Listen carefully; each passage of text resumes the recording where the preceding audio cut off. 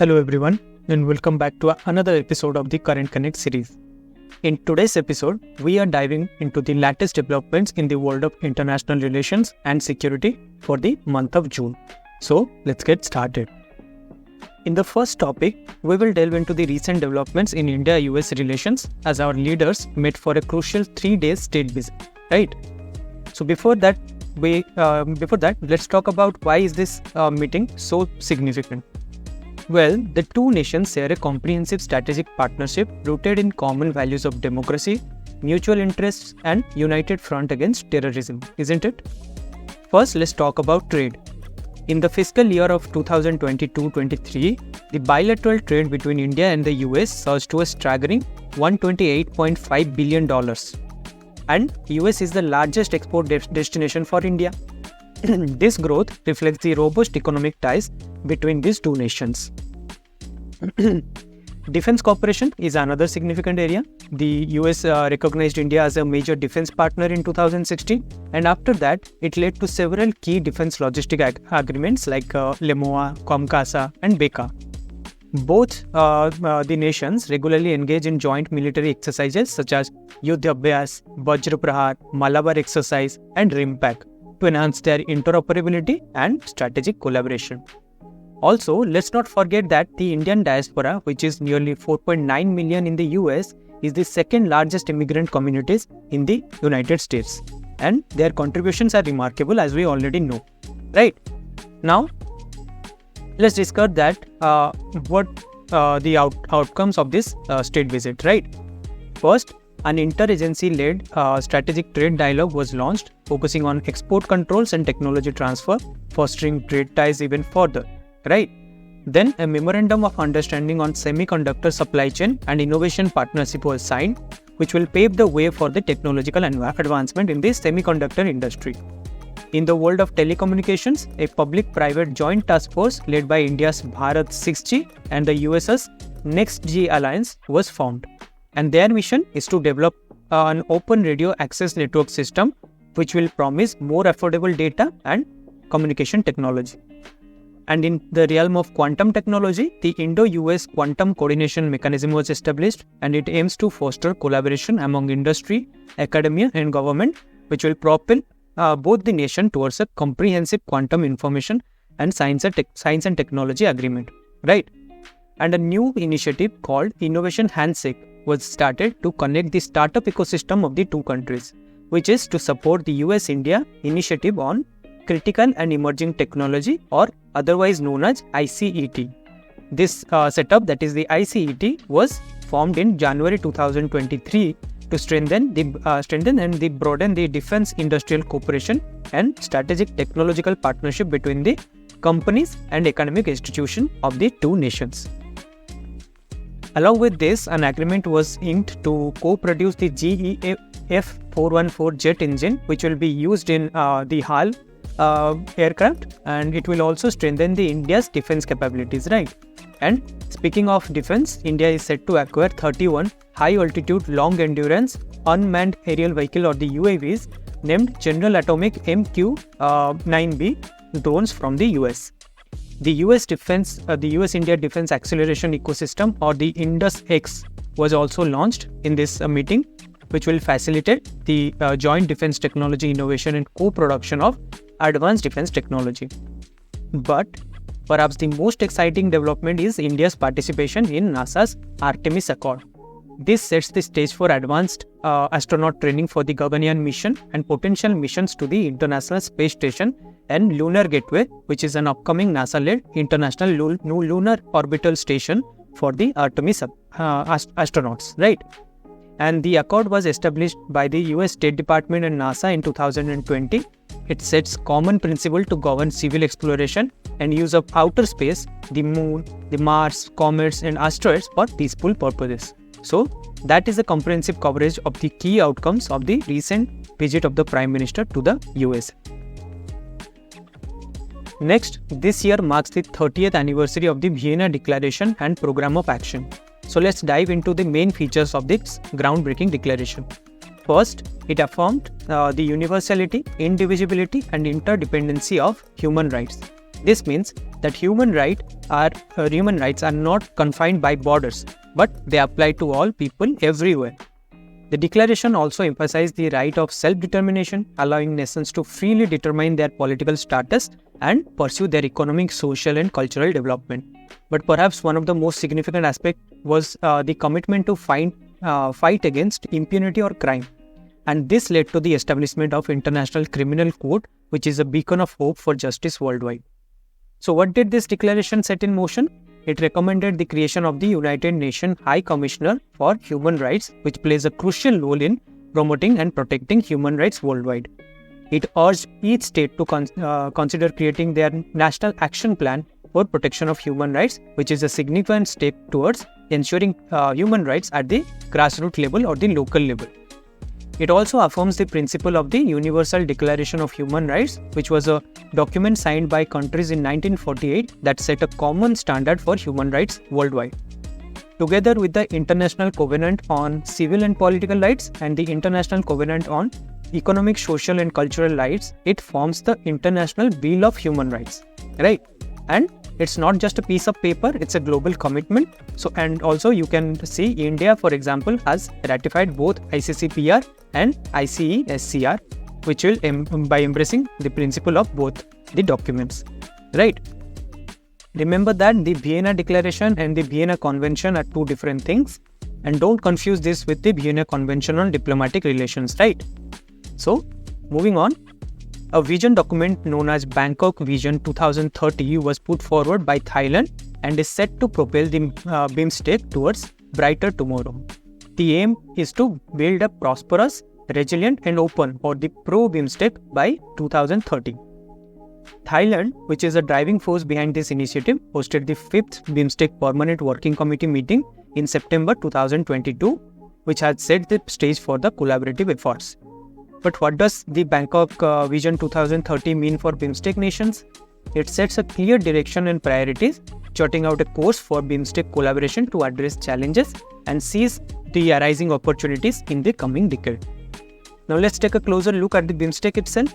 BIMSTEC comprises of 7 countries, which are strategically located around the Bay of Bengal. These nations are Bangladesh, Bhutan, India, Myanmar, Nepal, Sri Lanka and Thailand. Together, they join forces to enhance trade, boost economies, improve transportation and address critical issues in the region.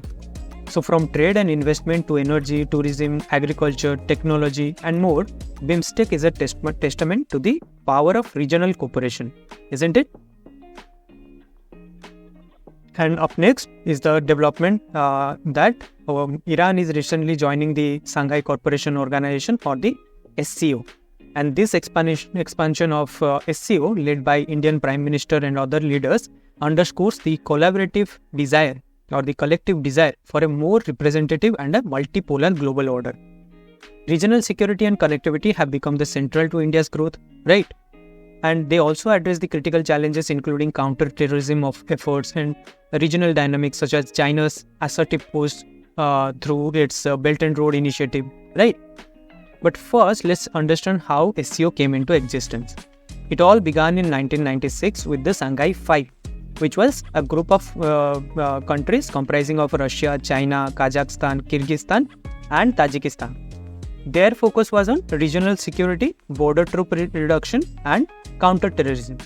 But in 2001, Uzbekistan joined the fold and the organization transformed into Shanghai Cooperation Organization, which also expanded its horizons. Today, the SCO operates through 2 permanent bodies, that is the SCO Secretariat, which is in Beijing, and the Executive Committee of the Regional Anti-Terrorist Structure or RATS in Tashkent, Uzbekistan.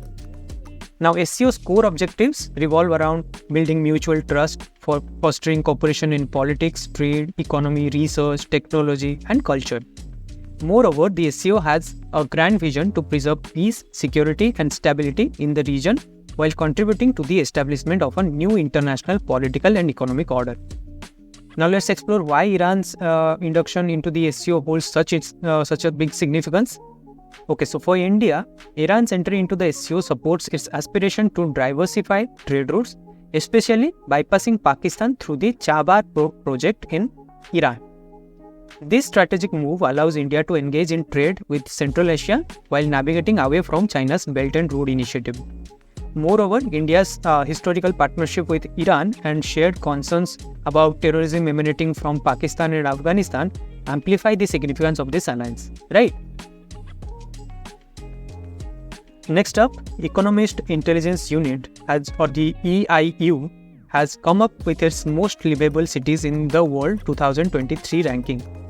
The Economist Intelligence Unit was founded in 1946 and is headquartered in London. It offers forecasting and advisory services, supplies vital insights through research and analysis to the global organizations. Now, this year's report takes into account various factors that contribute to a city's livability, which includes healthcare, education, culture, environment, and stability. So, what did the EIU's 2023 report reveal? Well, for the second consecutive year, Vienna, which is the capital of Austria, claimed the top spot, representing its exceptional quality of life, right? And right behind Vienna is Copenhagen, which is the capital of Denmark, secured the second position. Meanwhile, Melbourne and Sydney in Australia follow closely behind. In Indian context, New Delhi and Mumbai find themselves at the 141 position, with Chennai not too far behind at 144th position. Ahmedabad and Bengaluru are ranked 147 and 148th respectively. And now the flip side, the city of Damascus, which is in Syria, finds itself at the bottom of the list, earning the title of the least livable city, primarily due to ongoing civil unrest and the conflicts, right? So that's all about the report. Now let's move on to some of the developments in the field of security. First topic is on the latest achievement of DRDO in developing the indigenous Agni Prime missile, which is a new generation ballistic missile, and Agni P, as it's commonly known, or for the Agni Prime, is a two-stage canisterized solid propellant ballistic missile. It has a dual redundant navigation and guidance system, which has a capability of spanning about 1000 to 2000 kilometers, right? What sets this Agni P apart from its predecessor is that it is lighter than its previous series of Agni series, right? And for your information, the Agni missiles form the backbone of our nation's nuclear deterrence posture, right? And from Agni 1 to Agni 5, these surface-to-surface ballistic missiles are meticulously designed and developed by DRDO, which promises security and peace throughout the Indian territory. In addition to Agni Prime, DRDO achieved another milestone by successful training launch of the medium-range ballistic missile, which is Agni 1, and this launch was carried out by the Strategic Forces Command at APJ Abdul Kalam Island in Odisha. So that's all about Agni Prime. Now there are some important defense exercises in news. First up, we have exercise Ekata, an annual naval exercise that brings together the maritime forces of India and Maldives. And Equivarin is a joint military exercise involving Indian Army and Maldives National Defence Force. These exercises show the commitment of India and Maldives to enhancing their defence capabilities through shared knowledge and training. Lastly, exercise Khan Quest 2023, a multinational peacekeeping joint exercise, was hosted in Ulaanbaatar, Mongolia. India's participation in these exercises underscores its dedication to global peacekeeping efforts and its readiness to collaborate with nations worldwide. And the Indian Army is represented by a contingent from the Garhwal Rifles, right? Now, let's solve certain MCQs. The first question says, the term LEMOA and BECA are often seen in news are related to which of the following? As we just discussed, LEMOA, BECA, COMCASA are military logistic agreements between India and USA. So, option 1 is the right answer. Next, consider the following statement regarding Artemis Accord. It aims to ensure space exploration is conducted in a safe, sustainable and transparent manner. India is a founding member of this accord.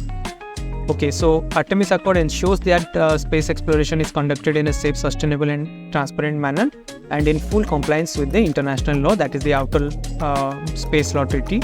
So the first statement is correct, but India has just joined the accord, so it is not a founding member of the Artemis Accord, right? So statement 2 is incorrect, hence option A is the right answer.